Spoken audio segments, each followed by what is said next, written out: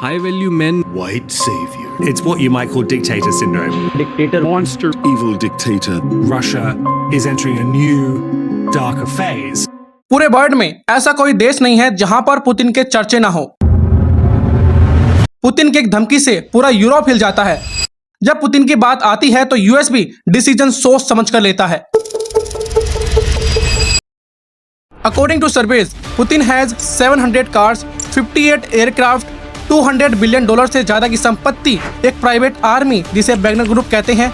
Putin की ये army at least 11 countries में ऑपरेट करती है, जैसे Ukraine, Russia, Belarus, Mozambique. Even Putin का खुद का एक हाईली एक्सपेंसिव पैलेस है इन ब्लैक सी, जिसकी कीमत अप्रोक्सीमेटली $1.3 बिलियन है। एक बार एलोन मस्क से इंटरव्यू में पूछा गया, जो खुद बर्ड के one of the richest person है, do you think you are the richest person of the world? Listen, what did he से?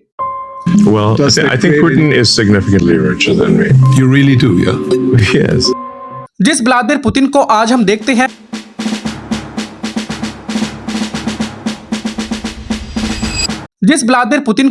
देखते हैं, वो हमेशा से वैसे नहीं थे, बल्कि पुतिन एक बेहद ही गरीब बैकग्राउंड से बिलोंग करते थे।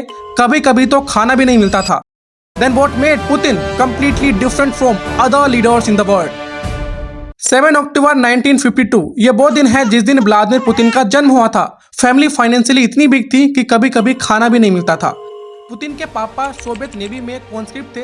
कॉन्स्क्रिप्ट का मतलब होता है किसी को जबरदस्ती डिफेंस फोर्सेस में भर्ती कराना। माँ एक फैक्ट्री वर्कर थी, बट इंटरेस्टिंग बात ये थी कि इनके ग्रैंडफादर व्लादिमीर लेनिन और जोसेफ स्टालिन के यहाँ कुक थे, जो उस टाइम पर सोवियत यूनियन के डिक्टेटर थे, जिनसे पुतिन आगे जाकर काफी इंस्पायर हुए। गरीबी में बढ़ते पुतिन को बस एक बात समझ आई कि बिना पैसे और बिना पावर के जिंदगी बेकार है, और तब शुरू होती है पुतिन की journey from then Putin to now Putin. एक रशियन फिलोसोफर थे इवान इलाइन। इनकी आइडियोलॉजी से पुतिन वॉज हाईली इम्पैक्टेड। ये कहते थे कि रशिया एक बहुत ही इनोसेंट कंट्री हुआ करता था और फॉरेन कंट्रीज ने इसका फायदा उठाया, और इसके वजह से रशिया को बहुत ज्यादा सफर करना पड़ा। इसलिए पैसा और पावर ही रशिया को फिर से एक स्ट्रॉन्ग कंट्री बना सकता है। Russia needs to be strong and that's the base of Putin's foreign policy. Putin का मानना है कि वेस्टर्न पावर्स ने हमेशा से रशिया को वीक करने की कोशिश की है, तोड़ने की कोशिश की है, और यही बात ये पूरी रशियन सोसाइटी से कहते हैं। अगर रशिया को पावरफुल नहीं बनाया गया तो पूरी रशियन कम्युनिटी खतरे में आ जाएगी, और इस काम को बस एक ही व्यक्ति कर सकता है, और वो है व्लादिमीर पुतिन। ये वो चीज थी जिसने व्लादिमीर पुतिन की इमेज को रशिया में और ज्यादा स्ट्रॉन्ग कर दिया। पावर में आने से पहले the life of Putin was full of difficulty.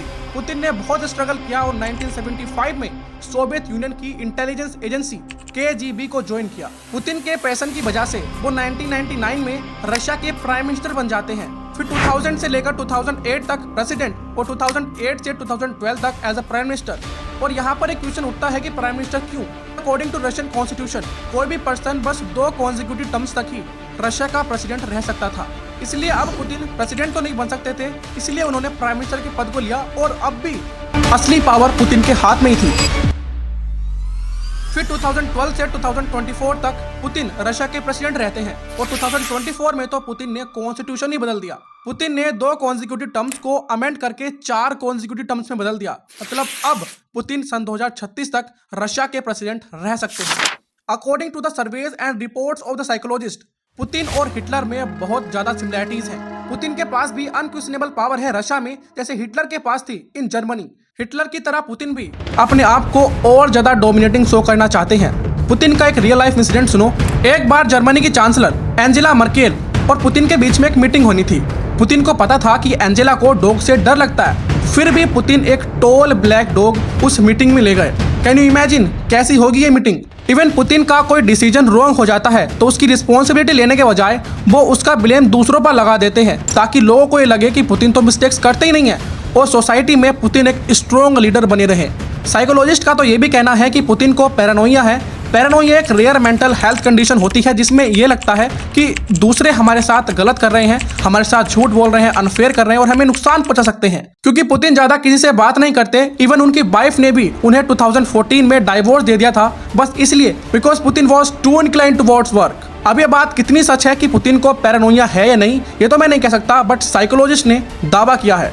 जो काम पुतिन ने अब तक किए हैं, चाहे वो अपोजिशन लीडर को जेल में भेजकर उनका मर्डर कराना हो, जैसे अलेक्सी नावल्नी के साथ हुआ, या 2014 में क्रीमिया को एनेक्स करना हो, चाहे वो सेंसरशिप इम्पोज करना हो या कॉन्स्टिट्यूशन में अमेंडमेंट करना हो, इन सब कामों की वजह से पुतिन की एक स्ट्रॉन्ग मैन इमेज सबके सामने आई। और अगर पुतिन को अपनी इस स्ट्रॉन्ग मैन इमेज को और स्ट्रॉन्ग करना था तो पुतिन को चाहिए था रशियन यूथ का सपोर्ट, क्योंकि यूथ ही डिसाइड करते हैं कि कंट्री किस दिशा में जाएगा। इसलिए पुतिन ने यूथ को टारगेट किया, बाइक रेसिंग की, फाइटर जेट्स उड़ाए, यंग लोगों के साथ फ्रेंडशिप की और अपनी फोटोज को रशिया की गलियों गलियों में लगवाया। पर आपको पता है इससे क्या हुआ? एग्जैक्टली वही हुआ जो पुतिन चाहते थे। पुतिन की पॉपुलैरिटी इतनी बढ़ गई कि वर्ल्ड वाइड लोग उनको पावरफुल लीडर मानने लगे। और यहीं पर सबसे बेकार चीज हो जाती है रशियंस के लिए। रशिया को एक स्ट्रॉन्ग लीडर तो मिला जो एनिमी को धूल चटाकर रशिया को एक सिक्योर कंट्री बना सकता है, बट इसके बदले में पुतिन ने रशियन डेमोक्रेसी को ऐसे खोखला कर दिया जैसे दीमक किसी लकड़ी को करती है। But how? इसका बेस्ट विटनेस है 2024 के प्रेसिडेंशियल इलेक्शन, जिसमें पुतिन ने 87% वोट्स जीते, विच इज क्वाइट अनबिलीवेबल। और इलेक्शन के टाइम पर ही पुतिन ने अपने स्ट्रॉन्गेस्ट लीडर एलेक्सी नावल्नी को आर्टिक जेल में भेज दिया, जहां पर उनकी ठंड से मौत हो गई, क्योंकि ये सबको पता है कि आर्टिक रीजन कितना ठंडा होता है। According to global press freedom index, Russian media is under very serious condition, means Russian media is censored. लोगों को वही दिखाया जाता है जो पुतिन चाहते हैं, and that's how he control the whole Russia.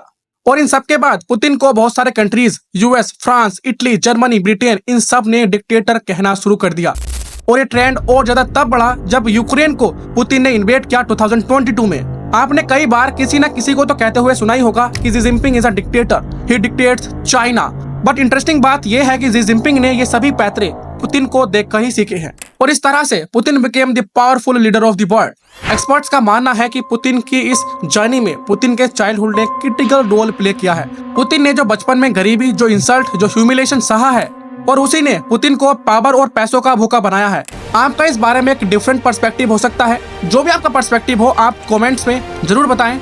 और आपको हमारा प्रयास कैसा लगा? अगर अच्छा लगे तो आप वीडियो को लाइक करके दिखा सकते हैं। आपके एक लाइक से हमारा कॉन्फिडेंस और भी ज्यादा बढ़ जाता है। मिलते हैं ऐसी नई वीडियो में। जय हिंद।